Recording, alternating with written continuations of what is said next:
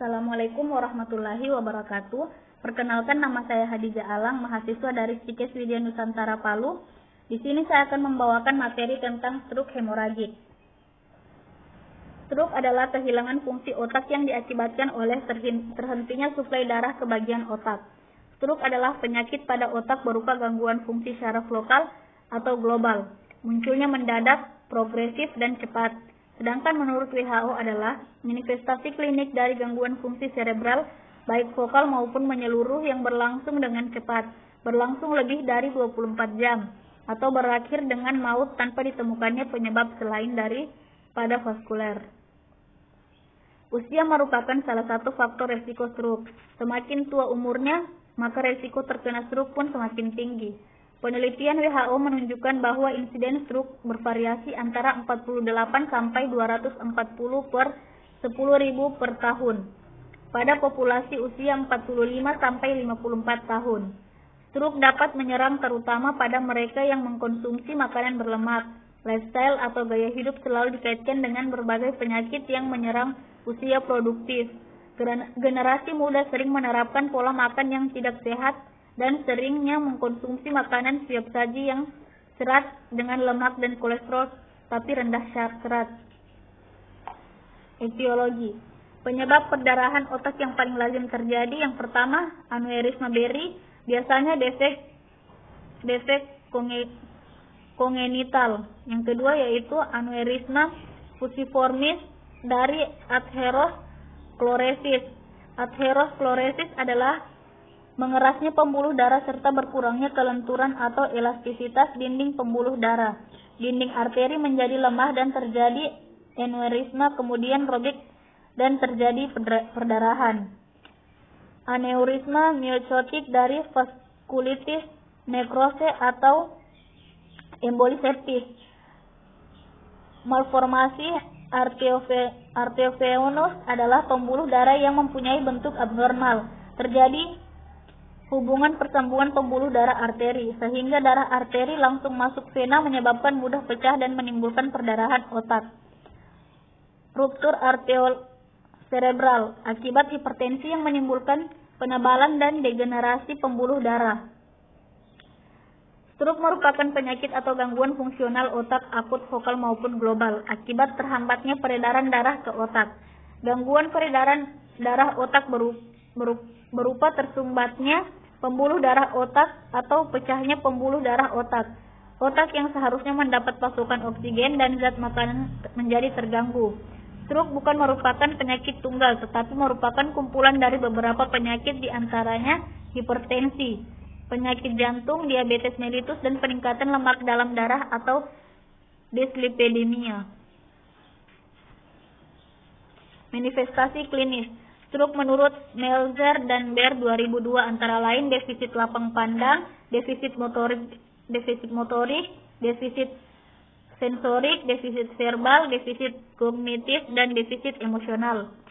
Klarifikasi menurut WHO ICD-NA, the application of the International Clarification of Disease to Neurology. Stroke hemoragik dibagi menjadi dua, yaitu perdarahan intracerebral dan perdarahan subarachnoid. Pencegahan. Tindakan pertama yang harus dilakukan adalah mengontrol penyakit-penyakit yang berhubungan dengan terjadinya atherosclerosis. Secara umum, pengontrolan dapat dilakukan dengan menerapkan pola diet yang tepat dan olahraga yang teratur untuk mempertahankan kesehatan otak dan sistem saraf. Faktor-faktor pencegahan stroke saling berkaitan satu sama lain dan saling mendukung mencegah stroke berulang. Yang pertama, kendalikan tekanan darah. Yang kedua, kendalikan tekanan darah. Yang ketiga, kendalikan tekanan darah. Yang keempat, kendalikan kadar kolesterol. Yang kelima, berhenti merokok. Penata laksanaan untuk stroke hemoragik antara lain yang pertama, menurunkan kerusakan iskemik cerebral. Yang kedua, mengendalikan hipertensi dan menurunkan TIK. Pengobatan, penata laksanaan, pembedahan. Komplikasi. Stroke hemoragik dapat menyebabkan yang pertama infark cerebri, hidrocephalus yang sebagian kecil menjadi hidrocephalus normotensi, fistula karoticocarvensum, epistaxis, peningkatan TIK tonus otot abnormal. Proses keperawatan yang pertama yaitu pengkajian. Identitas klien, keluhan utama, riwayat penyakit sekarang, riwayat penyakit dahulu, riwayat penyakit keluarga, riwayat psikososial, pola-pola fungsi kesehatan. Diagnosa keperawatan. Yang pertama, gangguan perfusi jaringan otak yang berhubungan dengan perdarahan intraserebral, gangguan mobilitas fisik berhubungan dengan hemiparese atau hemiplegia. Risiko gangguan nutrisi kurang dari kebutuhan berhubungan dengan kelemahan otot mengunyah dan menelan. Risiko gangguan integritas kulit yang berhubungan dengan tirah baring lama. Risiko bersihan jalan nafas tidak efektif berhubungan dengan menurunnya refleks batuk dan menelan. Bagian 1 intervensi. Observasi dan catat tanda-tanda vital dan kelainan tekanan intracranial tiap 2 jam. Berikan posisi kepala lebih tinggi 15-30 dengan letak jantung atau beri bantal tipis. Anjurkan kepada klien untuk bed rest total dan dianjurkan klien untuk menghindari batuk dan mengejan berlebihan. Kolaborasi dengan tim dokter dalam pemberian obat neuroprotektor. Rasional, mengetahui setiap perubahan yang terjadi pada klien secara dini dan menetapkan tindakan yang tepat. Mengurangi tekanan arteri dengan meningkatkan drainage vena dan memperbaiki sirkulasi serebral. Batuk dan mengejan dapat meningkatkan tekanan intrakranial dan potensial terjadi perdarahan ulang. Memperbaiki sel yang masih viabel. Bagian 2, intervensi. Lakukan gerak pasif pada ekstremitas yang sakit.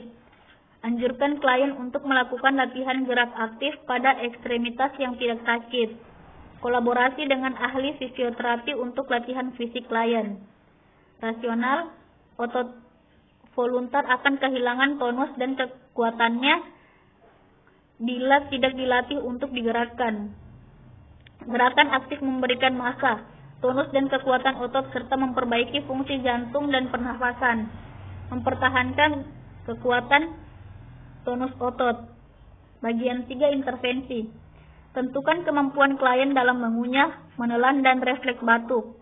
Stimulasi bibir untuk menutup dan membuka mulut secara manual dengan menekan ringan di atas bibir atau di bawah dagu jika dibutuhkan.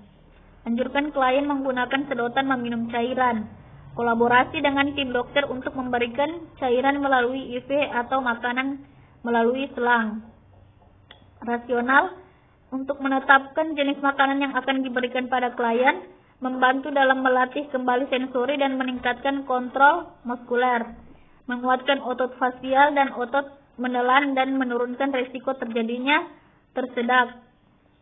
Mungkin diperlukan untuk memberikan cairan pengganti dan juga makanan jika klien tidak mampu untuk memasukkan segala sesuatu melalui mulut. Bagian 4, intervensi. Observasi terhadap eritema dan kepucatan dan populasi area sekitar terhadap kehangatan dan pelunatan jaringan tiap merubah posisi. Ubah posisi tiap 2 jam. Gunakan bantal air atau pengganjal yang lunak di bawah daerah-daerah yang menonjol. Lakukan massage pada daerah yang menonjol yang baru mengalami tekanan pada waktu berubah posisi. Jaga kebersihan kulit. Anjurkan untuk melakukan latihan ROM atau range of motion dan mobilisasi jika mungkin. Rasional, hangat dan pelunatan adalah tanda kerusakan jaringan. Menghindari tekanan dan meningkatkan aliran darah. Menghindari kerusakan kapiler-kapiler. Meningkatkan aliran darah ke semua daerah. Bagian 5, intervensi. Observasi pola dan frekuensi nafas. Auskultasi suara nafas, berikan intake yang adekuat 2000 cc per hari. Ubah posisi tiap 2 jam sekali. Lakukan fisioterapi nafas sesuai dengan keadaan umum klien. Rasional, untuk mengetahui ada tidaknya ketidakefektifan jalan nafas, air yang cukup dapat mengencerkan sekret. Perubahan posisi dapat melepaskan sekret dari saluran pernafasan, agar dapat melepaskan sekret dan mengembangkan paru-paru. Terapi komplementer. Terapi akupresur terutama meridian Akupresur terbukti merupakan intervensi yang efektif untuk memperbaiki pergerakan ekstremitas atas, meningkatkan aktivitas sehari-hari, dan mengurangi depresi pada pasien stroke. Akupresur adalah intervensi yang dapat dilakukan oleh perawat dan telah diakui sebagai tindakan keperawatan. Akupresur merupakan metode non-invasif berupa penekanan pada titik akupuntur tanpa menggunakan jarum. Biasanya hanya menggunakan jari atau benda tertentu yang dapat memberikan efek penekanan sehingga lebih bisa diterima dan ditoleransi oleh pasien dibandingkan akupuntur yang menggunakan jarum. Pencegahan primer, sekunder, dan tersier. Pencegahan primer merupakan upaya yang dilakukan untuk mengurangi faktor risiko yang sudah ada dalam individu tetapi belum menderita stroke. Terdapat dua pendekatan utama pada pencegahan stroke: strategi kesehatan masyarakat atau populasi, dan strategi risiko tinggi. Pencegahan sekunder merupakan upaya tingkat 2 yang dilakukan setelah seseorang individu mengalami stroke. Bentuk upaya yang dilakukan dalam pencegahan sekunder adalah diagnosa dini dan memperbaiki kondisi penderita stroke agar tidak memburuk melalui pengobatan yang tepat. Pencegahan sekunder pertama yaitu melalui diagnosa. Pencegahan primer meliputi program rehabilitasi penderita stroke yang diberikan setelah mengalami stroke. Tujuan dari rehabilitasi adalah mengembalikan kemampuan maksimal dan kemandirian pasien dalam batas-batas yang disebabkan oleh kecacatan dan kebutuhannya. Adapun yang dapat dilakukan yaitu yang pertama, fisioterapi, terapi okupasional, neuropsikologi, dan kerja sosial. Sekian dan terima kasih.